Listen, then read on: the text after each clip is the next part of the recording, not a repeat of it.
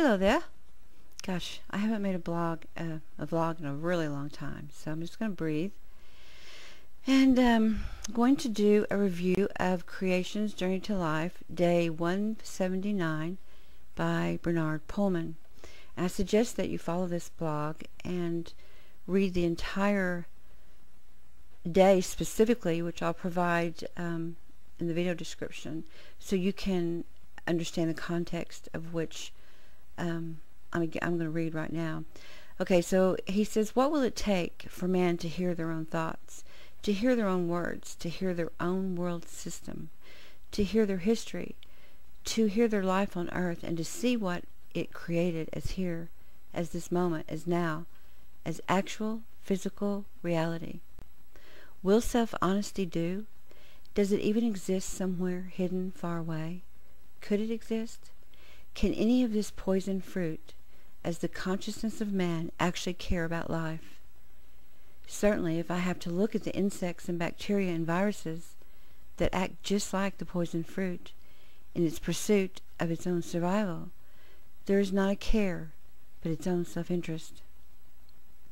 Were all of these parts always here on earth, or are they the side effects of abuse that has been forced upon the original tree of life as the flesh? How much is really understood and realized? Have you ever spent time with the billions of different beings here on earth to establish where they really come from, mostly, suddenly, at night, as if out of the ethers?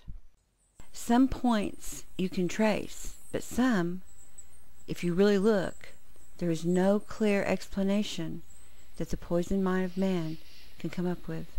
Maybe it is just the poison coming alive.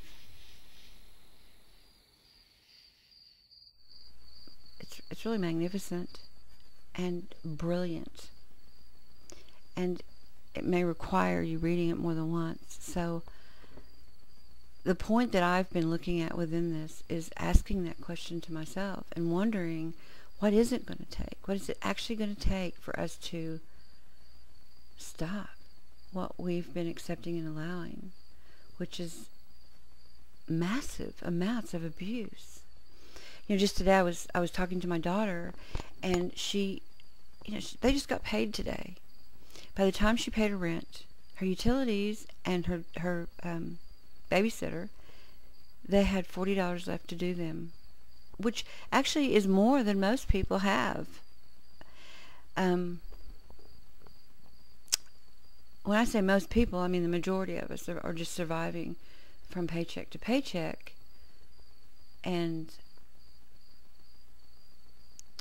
barely even seeing each other's struggles as we pass by, and practically knock each other down because we're not really existing here together, enjoying this earth. We're just passing by each other.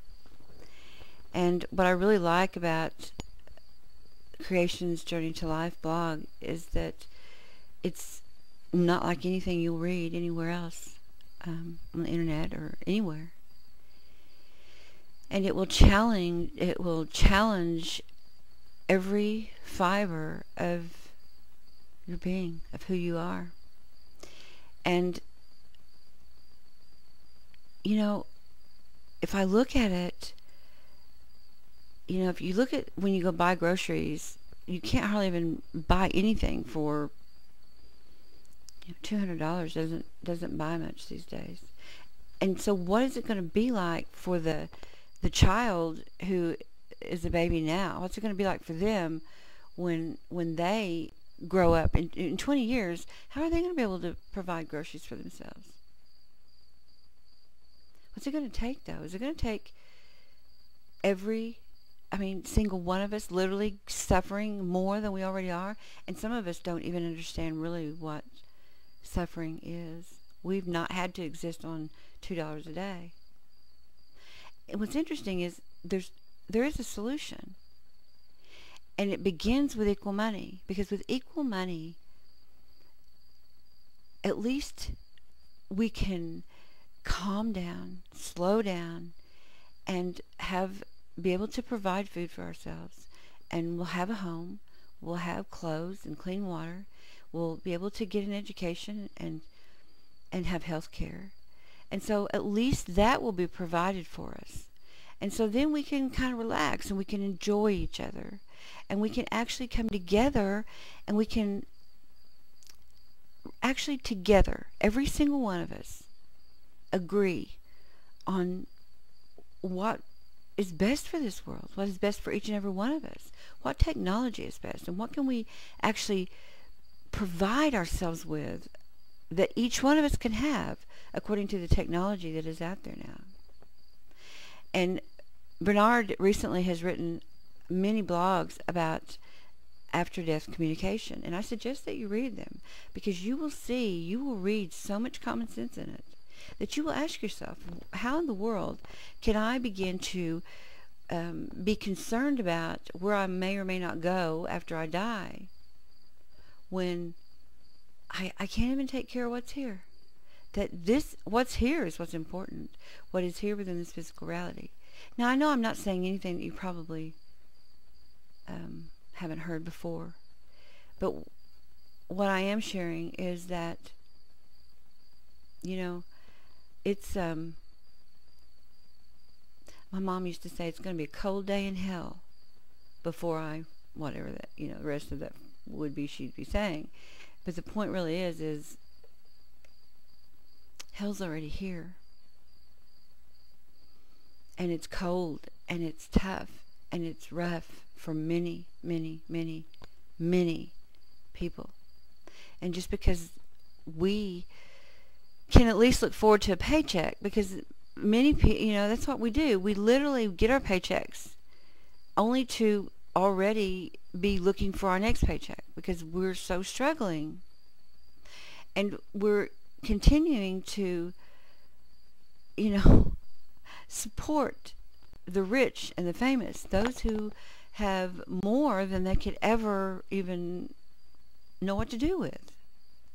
And there's a very small few of those people, but there's all of us who are supporting them. Now, I'm not, shooting blame just at them, because we're responsible for it. Those of us, the majority who are supporting the minority, the rich and the famous, we're doing that. We are accepting and allowing ourselves to continue to do it. We're mind controlled. We're the slaves. Now, am I talking about a revolution? Am I talking about violence? No, I'm not. I'm talking about a simple solution, a magnificent solution.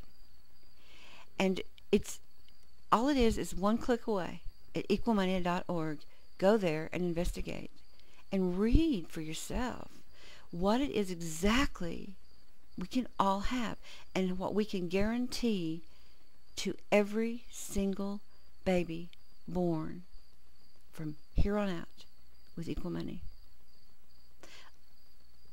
Okay, are there going to be some that might have to give up something? Well, who needs 5 cars and 3 mansions and a 12-course meal? It's not really about taking away from. It's about providing what our physical bodies require in order to survive upon this earth that we've been born unto. It's about providing everyone with what they're born with as a right. If you're born on this earth, you have a right to be able to eat and have a home and clean clothes. And that's just common sense.